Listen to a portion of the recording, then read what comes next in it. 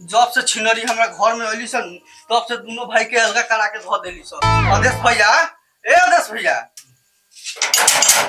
आदेश भैया, ए आदेश भैया, भैया का रे बबी का हो? तारा रात बाकी दिन बात तनको ना समझ में आवेला हैं? कौनियो रात के आके लगेलू कमाई ठकठकावे का बात ह बोलो? काहे हमरा के देखेलू तो चराख हो रहेलू। बाबू दुआर पर पंचायत बिटोर ले बारन, मुखिया जी सरपंच साहब सब कोई आइल बा, बोलाओ तलू। चलो जल्दी। का रे बाबू काला पंचायत बिटोर ले बान तो जानकारी बा? कहला पंचायत बिटोरी है तारा जानकारी नहीं खे उनके बियाह करे खातिर जाय रही हटे।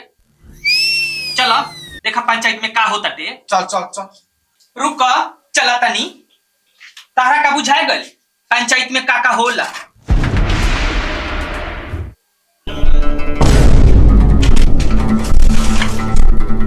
सब खेला हम जानते हैं पंचायत में का होला।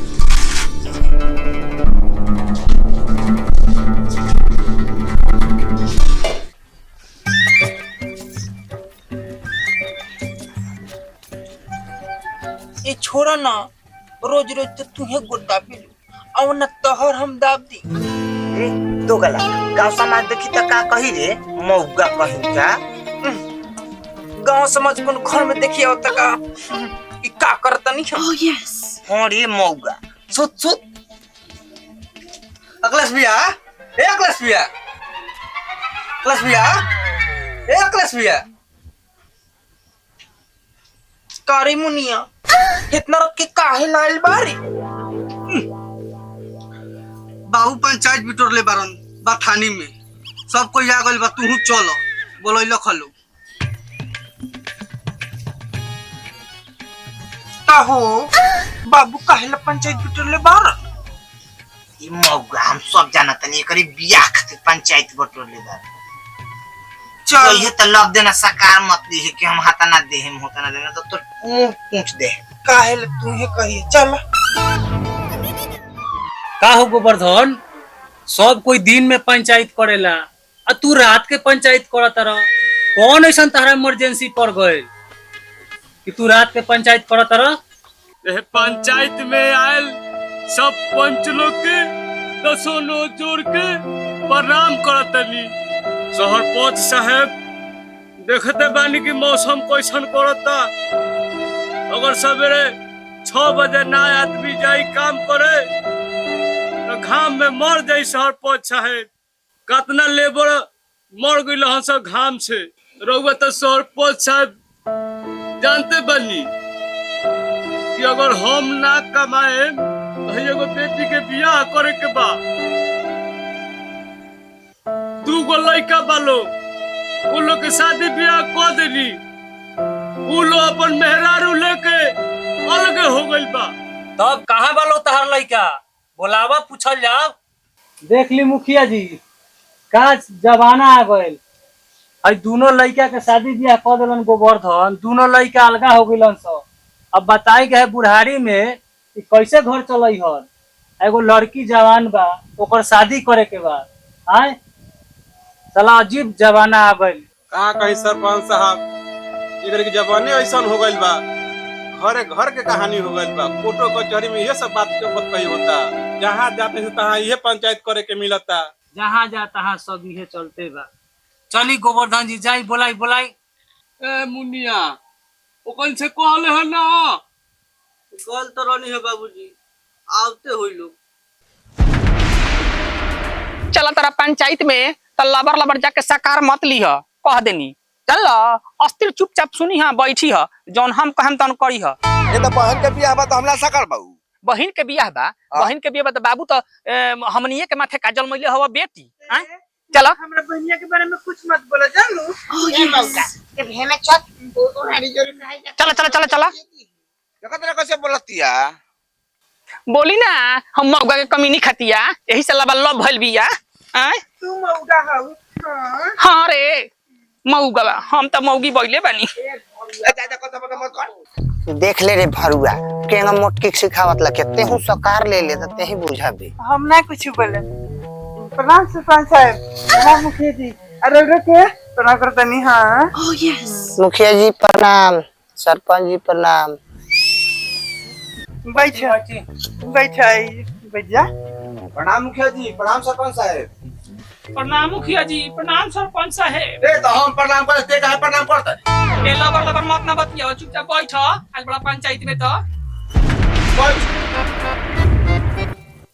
गोवर्धन ई बतावा कि काहे ला बोलैला हो आ तारा के बेटा पतो का दुख देता बोलो तनु एलो से पूछे। दुख का बा जी? जैसे कि केहू जानते नहीं थे, खुल के बोल देस का दुख तकलीफ बा। देख ली सरपंच साहब, मरद मेहरारू भइल बिया, मेहरारू मरद भइल बा। देख ली ठीक कहा तरु। यही जे हम हुनु बानी, हम काहे नहीं कि कुछ बोल दे। हम कहा कुछ बोलत नहीं। हाँ एक मौगा। हाँ तो मौगा कैसे बोली? देखो ना मर्द के कैसे नाटके धइले बिया। ए मुखिया जी ना होके तो हमनी के चले के एक घर में मेहरारू मालिक बाड़ी सो। ठीक कहते हैं सरपंच साहब, फोटो फोटो खाली मेरे हारुए बोलो तारी सो। ते काहे बीच में लबड़ बोलता रे? कुछ चुप नहीं रह सको।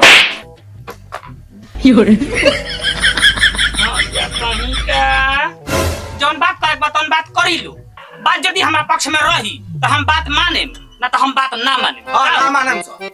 फैसला जन करे के बात करी लो। हाँ का हो? बताओ का? ए तो दोनों जने चुप ना रहबू लोग। काहे नहीं कि चुप रह हो। ए ते में का चुप रहे के बा मौगा। ए गोवर्धन का सोचता रहो? सरपंच साहब दोनों लड़का कमा के पैसा दे दूत नहीं खेलो। चिंता हमरा ये खैले जाता कि हमारे बेटी के शादी करे के बा। हमार 2 गो लड़का बालो, वो दोनों लड़का के कोनो मतलब नहीं खे, न हमरा से न हमरा बेटी से, न लेवे के बा न देवे के बा। जल्दी सरपंच साहब अब रहुए एकर कोनो निदान निकाली कि एकर शादी बियाह कैसे हम करब। चुप रहो बाबू, हमार चिंता काहे उतना करे लो। मुखिया जी हमार भौजाई बाड़ी सो कि रोज सिखावेली सो कि कोनो के लेके निकलना जा। हमू अपना बाप भाई के खाली मुंह देखत नहीं, अला तो हमू बता देती कि हम का चीज बानी। ए मुखिया जी हम अपने मेहरारू के मुंह देखता, ना तो हम कोनो नीमो बजाय लइके देख के भाग गए रहती। जो मौगा गोवर्धन तहार लइकवा तो साफ खत्म लागता हो। हाँ सरपंच साहब पहले ठीक था, इधर गड़ मौगा हो गया है। बारह बाहर से जूता निकाल के अब मौगा छोड़ा दे। बाग बाबू खाली तो हमरा के डांटत रहेला। का हो ठीक कहता नहीं। हाँ ए मौगा ठीक कहबा काहे ना, ठीक कहता रह ना।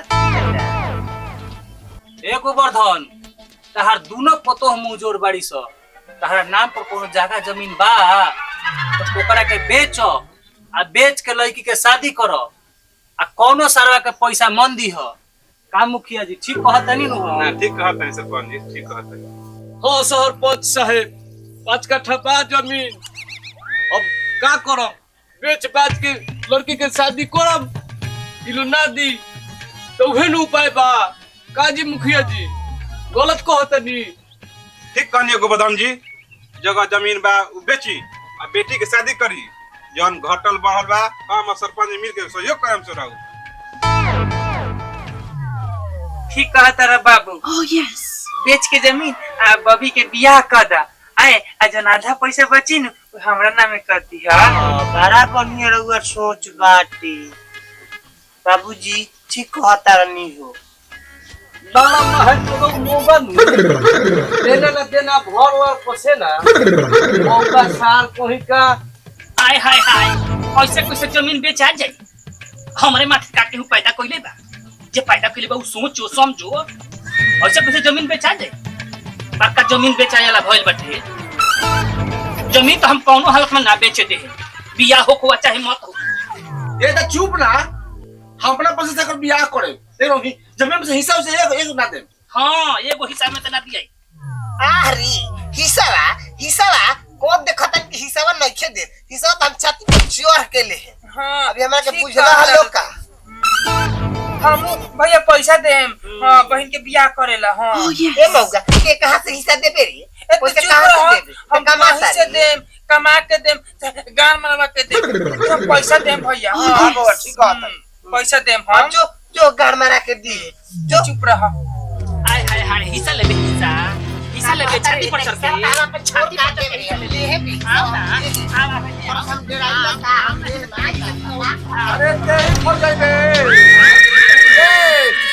रे ना मनु सर कौन सा लोग रे रे ए ना मनबू चुप तो रुकी ना हो चुप जल्दी हाँ ए भैया हम पैसा देम हाँ हां ठीक कहत रे बउआ हाँ ठीक कहत रे बस एक जन भल तन भल हाँ हां दुर्गा मिल के ओकर क्या शादी कर दिया जमीनवा बच जाई पूरा आलू बाबू चिंता मत करा हमनी के दोनों भाई पैसा देम सब बबी के बियाह करम सामने के तन के ना मन सर है सब इज्जत के नाश देले करू तो हैं हां अखिलेश ते ना कमालस तब ते पैसा सकारता रे हम कोनो पैसा को उपाय करे तू भैया चिंता मत करा हम कहीं से व्यवस्था पैसा करम और ना होई ना तुम्हारा आलू के गहना बेच देम हां ठीक कहत रे तू बउआ बाबू चिंता मत कर हमनी के दोनों भाई मिलके बबी के बियाह कर देम तो हां ना ना सरपंच साहब अरे सहारा में हम लोग पैसा फंस गए बता नहीं अब का हम कहीं पैसा मिल जेत नु तो पैसा सोचा ही ना पड़े पूछो के शादी धूमधाम से होई बात तो सही कहत रह सहारा में हमरो पैसा फंसल बा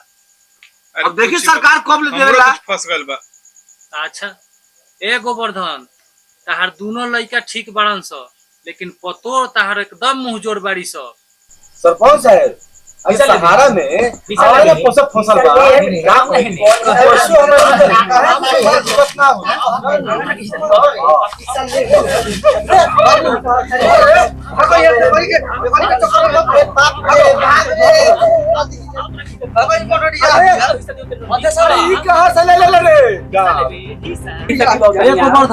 तो जानते रहनी है तहार दोनों पतो मुंह जोड़ बाड़ी स भाई बताओ ये हथियार निकाल दो हम खबर नहीं हिस्सा लगाओ हिस्सा लगाओ आओ हिस्सा लेबे हिस्सा छाती पर चढ़ के हिस्सा लेबे तोरा के हिस्सा हम दिबाओ तनी आओ ना ये अरे हो ई कब ले हो लुकाओ अरे तू चुप रह हम सब जानत रहनी हटे कि पंचायत में जरूर कुछ ना कुछ होई हम एंग ना चलीला यही से हम हथियार लेके चलीला हां हमार माई जात रहे पंचायत में तो बिना हथियार के जाते ना रहे हम कैसे बिना हथियार के चले चला हिस्सा लिए सर छीनारो कहा के हिस्सा दिवावा तनी हम आब